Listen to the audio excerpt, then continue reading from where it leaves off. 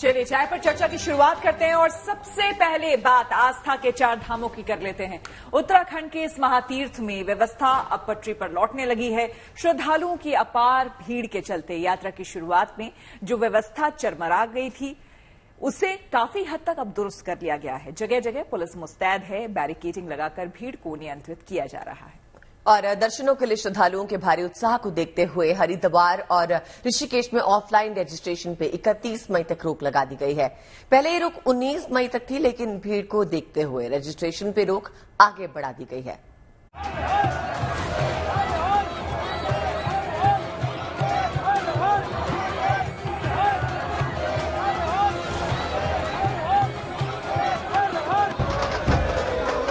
भक्ति, आस्था और उल्लास से इन दिनों चारों धाम गुलजार हैं। उत्साही भक्तों की भीड़ दर्शन के लिए पहुंच रही है। साथ ही गुड न्यूज ये है कि व्यवस्था भी बेहतर हो रही है। फिलहाल 4 धाम यात्रा को लेकर भक्तों के भारी उत्साह को देखते हुए प्रशासन ने 31 मई तक ऑफलाइन रजिस्ट्रेशन पर रोक लगा दी है, ताकि भक्तों की भीड़ न बढ़े और सभी को सुगम दर्शन प्राप्त हो सके। छुट्टियों का सीजन है, लिहाजा बड़ी तादाद में सैलानी भी उत्तराखंड का रुख करते हैं। लिहाजा प्रशासन बेहतर ट्रैफिक मैनेजमेंट व्यवस्था बनाने में जुटा है। पुलिस और पर्यटन विभाग मिलकर डायवर्जन प्लान तैयार कर रहे हैं, ताकि 4 धाम यात्रा के लिए आए श्रद्धालुओं को कोई कठिनाई न हो। यात्रा मार्ग में भी यात्रियों के रुकने के लिए समुचित व्यवस्था की गई है, ताकि क्राउड मैनेजमेंट में दिक्कत न आए। जहाँ तक श्रीनगर में यात्रियों को रोकने की व्यवस्था की गई है, उच्च अधिकारियों के आदेश से रुद्रप्रयाग से जैसे जैसे सूचना मिल रही है उसी आधार पे हम उनको रोक रहे हैं और समय समय पे 500 के ग्रुप में छोड़ रहे हैं। यात्रा के अलग अलग पड़ाव पर यात्रियों की सुरक्षा और मदद के लिए पुलिस बल तैनात है। यमुनोत्री धाम के रास्ते में पड़ने वाली जानकी चट्टी पुलिस चौकी में पुलिस अधिकारी सीसीटीवी के जरिए खुद क्राउड मैनेजमेंट में जुटे हैं। यमुनोत्री और गंगोत्री धाम में श्रद्धालुओं का आना लगातार जारी है। यहाँ व्यवस्था भी पटरी पर लौट आई है। यमुनोत्री हाईवे पर यातायात व्यवस्था को सुचारू बनाए रखने के लिए पुलिस पूरी तरह मुस्तैद है। 4 धाम यात्रा अपने चरम पर है। इस वक्त हम खड़े हैं यमुनोत्री धाम के अहम पड़ाव बड़कोट पर और ये यमुनोत्री हाईवे है।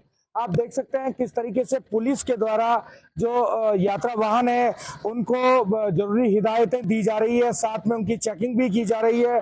उनको ये बताया जा रहा है किस तरह से उनको यमुनोत्री धाम में पहुंचना है, कहां कहां पर उनको रुकना पड़ेगा। यात्रियों का ये हुजूम ये यहाँ पर आप देख सकते हैं, चूंकि शाम के जो है अब लगभग 6 बज चुके हैं और 6 बजे के समय पर ये लोग यहाँ पर जो सुविधा अनुसार जो होटल है ये वहां पर रुके हैं। इसी तरीके से आगे पूरा करीब 25 किलोमीटर आगे तक जो है तीर्थयात्रियों को विभिन्न स्थानों पर जो उनके जो होटल्स बुक किए हुए हैं वहां पर रुकना होता है और कल सुबह यहाँ से जो है इनकी रवानगी होगी। कुछ तीर्थयात्री हमारे साथ हैं, इनसे जानना चाहेंगे इनकी जवानी आखिर कितनी उमंग और श्रद्धा इनके मन में है। क्या नाम है आपका? डॉक्टर दीपक भाई। कहाँ से आए हैं आप? सूरत, गुजरात। यहाँ तक आप पहुंचे, कैसा लगा? बहुत अच्छी व्यवस्था है, सुशासन है और पूरे तरीके से वो लोग आने जाने दे जा रहे हैं। जाहिर है बेहतर व्यवस्था से यात्री काफी खुश हैं। प्रशासन को उम्मीद है कि उसके लगातार प्रयासों से 4 धाम की यात्रा पर आए भक्तों को सुगम दर्शन होंगे और ज्यादा से ज्यादा श्रद्धालु इस महातीर्थ का लाभ उठा पाएंगे। जानकी चट्टी से ओमकार बहुगुणा, सोनप्रयाग से प्रवीण सेमवाल और हरिद्वार से मुदित अग्रवाल के साथ bureau report, good news today. Uttarakhand में 4 धाम तीर्थ यात्रा पर आने वाले अब पंच केदार के दर्शन कर सकेंगे। पंच केदार में एक मध्य महेश्वर धाम के कपाट खोल दिए गए। देखिए, सोमवार को मध्य महेश्वर धाम के पुजारी ने पूरे रीति रिवाज के साथ पूजा अर्चना कर धाम के कपाट खोल दिए। पंच केदार भगवान शिव के 5 मंदिर हैं जिन्हें पांडवों ने बनवाया था।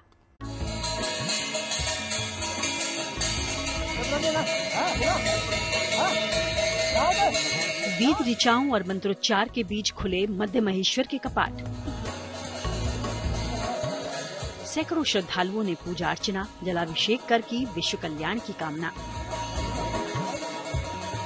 पंच केदार में से एक द्वितीय केदार भगवान मध्य महेश्वर के कपाट पारंपरिक रीति रिवाज के साथ खोल दिए गए हैं। सोमवार की सुबह 11:15 बजे मध्य महेश्वर धाम के प्रधान पुजारी टी गंगाधर लिंग ने पूरे विधि विधान के साथ पूजा अर्चना कर मंदिर के कपाट खोले। अगले 6 महीने तक मध्य महेश्वर अब अपने भक्तों को यही दर्शन देंगे। भगवान अपना मंदिर में विराजमान हो गए थे। पहले भगवान का परिक्रमा हुआ, उसके बाद भगवान अपना अपना पूजा बर्तन की देखभाल देख लिया था। इसके बाद भगवान जी का अंदर विराजमान हो गए भगवान का डोली। मध्य महेश्वर धाम के कपाट खुलने के साथ ही रुद्रप्रयाग और चमोली जिले में स्थित 5 केदारों के कपाट खुल चुके हैं। सबसे पहले केदारनाथ के कपाट खोले गए, फिर तुंगनाथ और रुद्रनाथ, और अब मध्य महेश्वर धाम के कपाट भक्तों के दर्शन पूजन के लिए खोल दिए गए। जबकि पंच केदार में से एक कल्पेश्वर धाम के कपाट साल भर खुले रहते हैं, कभी बंद नहीं होते, यानी अब भक्त पंच केदार के दर्शन कर सकते हैं। मध्य महेश्वर धाम रुद्रप्रयाग जिले में चौखंबा शिखर की तलहटी में स्थित है। ये मंदिर 11,470 फीट की ऊंचाई पर है। मध्य महेश्वर धाम में बैल रूप में भगवान शिव के मध्य भाग के दर्शन होते हैं। यहाँ न्याय के देवता के रूप में इनकी पूजा की जाती है। दक्षिण भारत के शैव पुजारी केदारनाथ की तरह यहाँ भी पूजा करते हैं।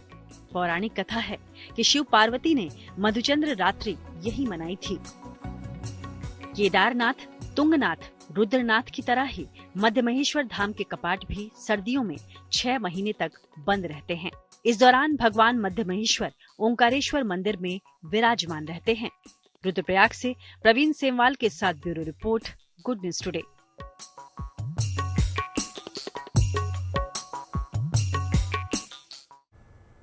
जगन्नाथपुरी में हर साल रथ यात्रा के महोत्सव में पूरी दुनिया से श्रद्धालु जुटते हैं। इस साल की यात्रा के लिए पुरी में रथ का निर्माण शुरू हो गया है।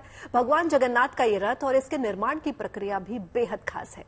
कैसे बनाया जाता है ये रथ, कितने कारीगर मिलके इसे बनाते हैं और इसमें कितना वक्त लगता है, रथ बनाने के लिए कौन सी लकड़ी इस्तेमाल की जाती है और इसे तैयार करने की पारंपरिक विधि क्या है, देखिए इस साल के रथ निर्माण से जुड़ी हमारी एक खास रिपोर्ट।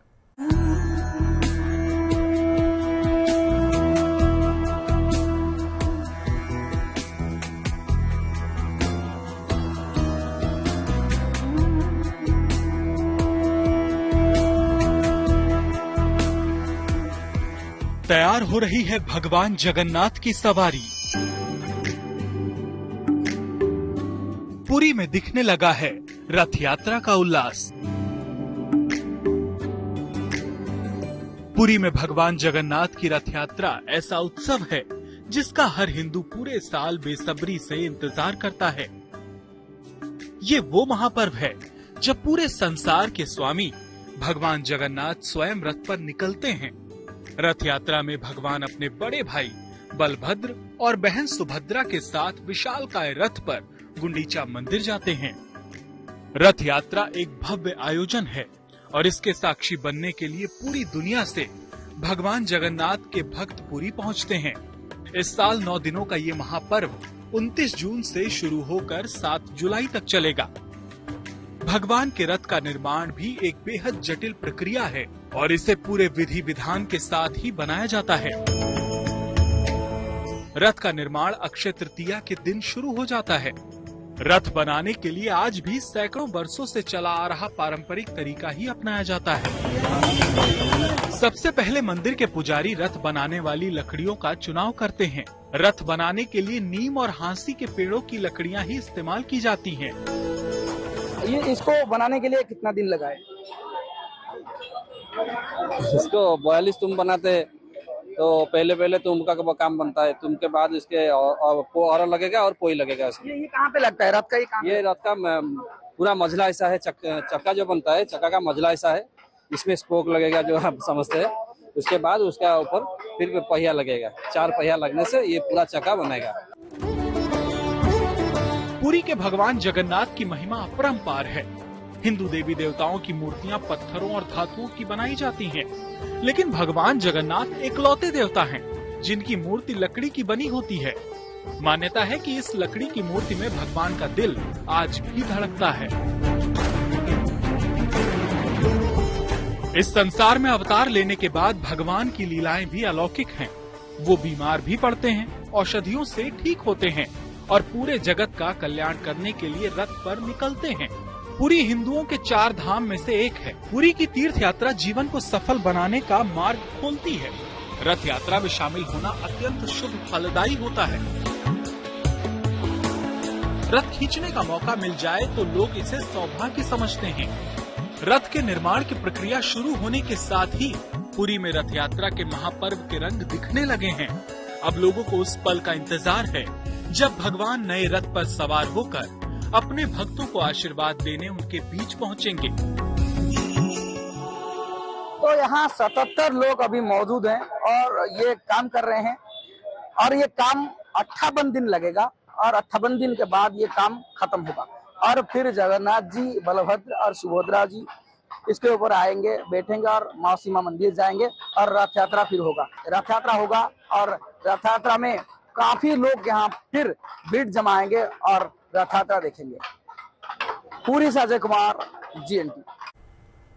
अब बात मौसम की कर लेते हैं। देखिए, दिल्ली समेत पूरे उत्तर भारत में गर्मी जोर पकड़ रही है और मौसम विभाग ने अगले 5 दिन के लिए राजधानी में गर्मी का रेड अलर्ट जारी किया है। लेकिन इस बीच हम सबसे, मुझे लगता है कि समझना ये जरूरी यहां पर है कि गर्मी को लेकर देखिए बहुत सारे मीम्स भी बन रहे हैं और बहुत सारी मतलब जोक्स भी क्रैक किए जा रहे हैं। तो ये क्या गर्मी से एक तरह के बचाव का उपाय है कि भाई गर्मी तो है ही, तो चलो ऐसे ही मजे ले लो?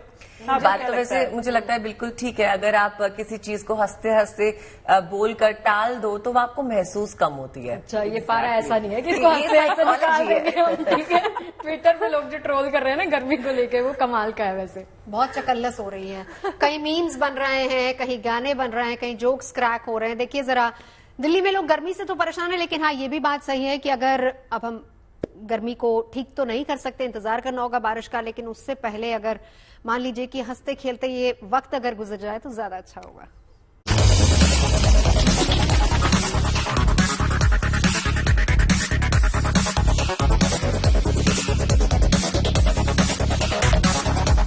वैसे तो पूरे देश में इस वक्त गर्मी अपना सितम ढा रही है, लेकिन राजधानी दिल्ली में ये गर्मी कुछ ज्यादा ही मेहरबान है।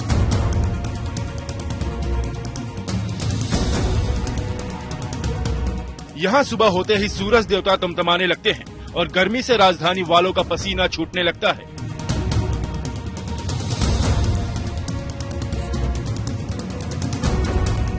लेकिन दिल्ली तो दिल्ली है, सर्दी की तरह अब यहाँ की गर्मी भी शोहरत बटोरने लगी है। सोशल मीडिया पर गर्मी को मुंह चिढ़ाते मीम्स की बहार है।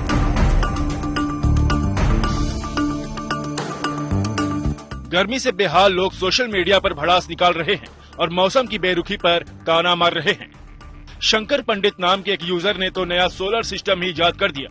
इन्होंने सूर्य के सबसे पास दिल्ली को दिखाते हुए तस्वीर शेयर की, जो सोशल मीडिया पर ट्रेंड कर रही है। वैसे जिस हिसाब से यहाँ गर्मी पड़ रही है, उससे राजधानी वालों को महसूस होने लगा है कि सूर्य के सबसे नजदीक मरकरी नहीं बल्कि दिल्ली ही है। सोशल मीडिया प्लेटफॉर्म एक्स पर कशिश नाम की एक यूजर ने मीम शेयर किया, जिसमें लिखा है, वैसे तो मैं बड़ा सख्त हूँ पर यहाँ मैं पिघल गया। सोशल मीडिया पर इसी तरह के मीम्स छाए हैं और लोग यहाँ गर्मी के ही मजे ले रहे हैं, चकल्लस कर रहे हैं। बहरहाल इस चिलचिलाती गर्मी से फिलहाल दिल्ली वालों को राहत मिलती नहीं दिख रही है। मौसम विभाग ने यहाँ अगले 5 दिनों के लिए लू को लेकर रेड अलर्ट भी जारी किया है। पूरा नॉर्थ वेस्ट इंडिया में ऐसे ही सिनेरियो बना हुआ है। राजस्थान में भी टेम्परेचर 47 तक टच कर रहे हैं, दैट इज 46 प्लस हैं। सिमिलरली अगर आप एनसीआर दिल्ली की बात करें, जहां भी टेम्परेचर 47 तक हैं, पंजाब हरियाणा वहां भी 45 प्लस हैं। तो आने वाले 5 दिनों के लिए हमने पूरा जहां रेड अलर्ट दे रखा है, starting from Rajasthan, Punjab, Haryana, NCR Delhi और वेस्ट उत्तर प्रदेश। सिर्फ दिल्ली ही नहीं, उत्तर भारत के कई राज्यों में इन दिनों भीषण गर्मी पड़ रही है। आलम यह है कि लोगों का घर से बाहर निकलना भी दूभर हो गया है। कुल मिलाकर अगले कुछ दिन तक गर्मी से तो राहत मिलने वाली नहीं है, लेकिन इस भीषण गर्मी में अपना और अपने परिवार का ख्याल रखना भी बेहद जरूरी है। लिहाजा ज्यादा जरूरी ना हो तो बाहर निकलने से परहेज करें और अगर बाहर जाएं तो सिर ढककर रखें, साथ में पानी की बोतल जरूर रखें और सावधानी से गर्मी का सामना करें।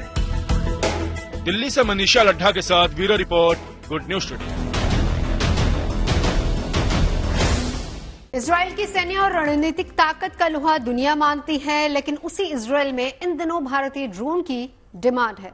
इजराइल ने सूरत में ड्रोन बनाने वाली कंपनी से एक बड़ा करार किया है। और देखिए, ये करार 10 साल के लिए 10,000 कामिकाजी ड्रोन खरीदने का है। क्यों इजराइल को इस भारतीय ड्रोन की जरूरत है और क्या है इस ड्रोन की खासियत, देखिए हमारी एक्सक्लूसिव रिपोर्ट।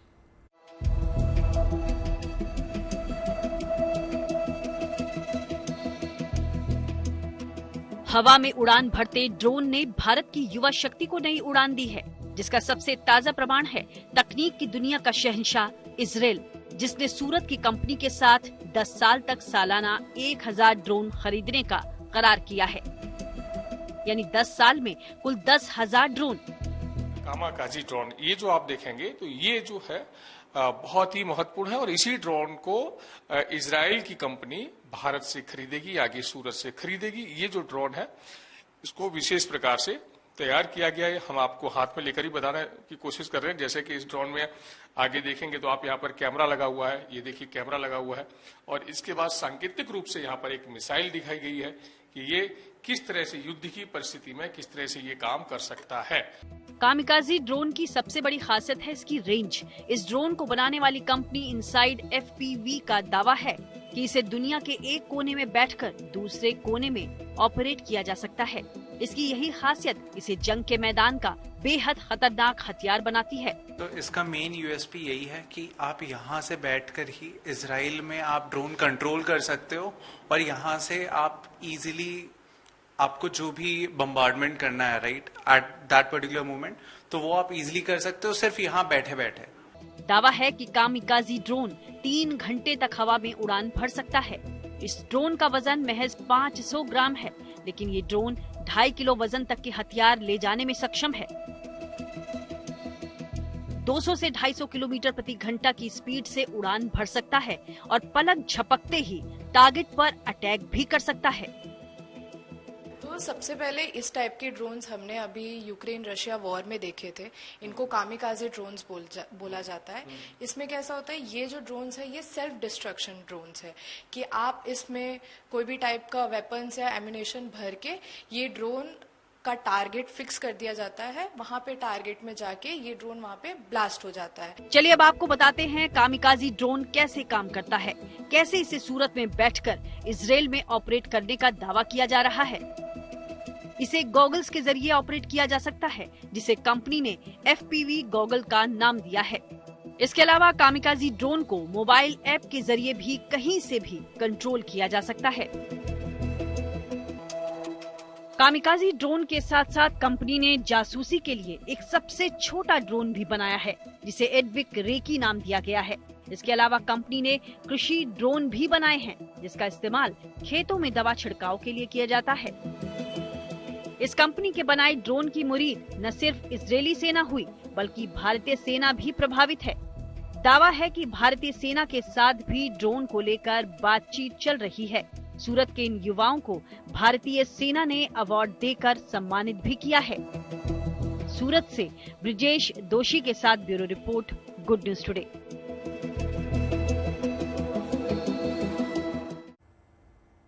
जरा सोचिए, अगर कोई आपसे कहे कि आप शेर, चीता, हाथी या फिर किसी भी जंगली जानवर को गोद ले सकते हैं, उन्हें प्यार कर सकते हैं और उनकी देखभाल भी करनी आप ही को है, तो आप क्या कहेंगे?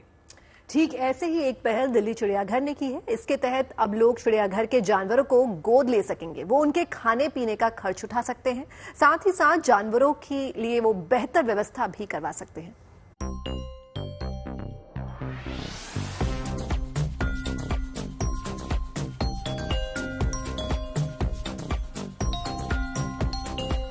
अगर आपको भी वन्य जीवों से प्यार है और आप उनसे खुद को और करीब महसूस करना चाहते हैं, तो आप दिल्ली के चिड़ियाघर आकर किसी भी जानवर को अडॉप्ट कर सकते हैं।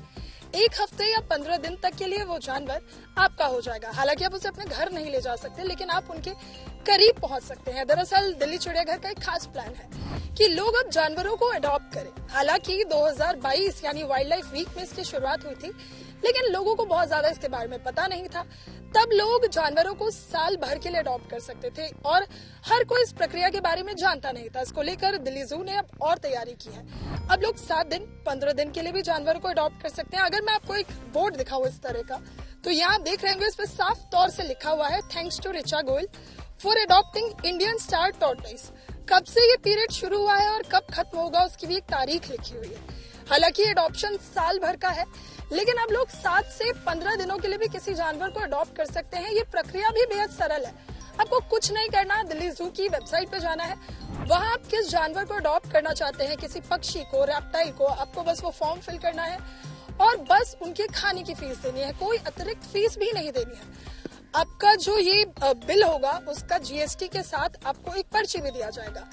अगर आपने किसी जानवर को साल भर के लिए अडॉप्ट किया है तो आप हर महीने आकर उसकी खोज खबर भी ले सकते हैं। अगर आपका जानवर बीमार पड़ता है जिसे आपने अडॉप्ट किया था, तो दिल्ली चिड़ियाघर प्रशासन भी फोन करके आपको उनकी जानकारी देगा और अगर उन्हें किसी और जू में शिफ्ट किया गया, इसकी भी जानकारी, यानी एक एक छोटी जानकारी जैसे किसी बच्चे के बारे में दी जाती है, ठीक उसी तरह से उस जानवर के बारे में दी जाएगी। इससे पहले इस साल लगभग 50 लोगों ने बीते 2 सालों में जानवरों को अडॉप्ट किया है, लेकिन अब जब इसके दिन कम होने वाले हैं, यानी 7 से 15 दिनों तक लोग अडॉप्ट कर पाएंगे, तो दिल्ली चिड़ियाघर को उम्मीद है कि ज्यादा से ज्यादा लोग इस मुहिम में जुड़ेंगे। वो वन्य जीवों के खुद को करीब तो महसूस करेंगे ही, साथ ही एक जरिया जो पर्यावरण को बचाने का, एक जरिया जो जानवरों को समझने का है, उसे भी समझ सकेंगे और अपनी जिंदगी में उसे उतार सकेंगे। वीडियो जर्नलिस्ट मृदुल के साथ नीतू झा, दिल्ली।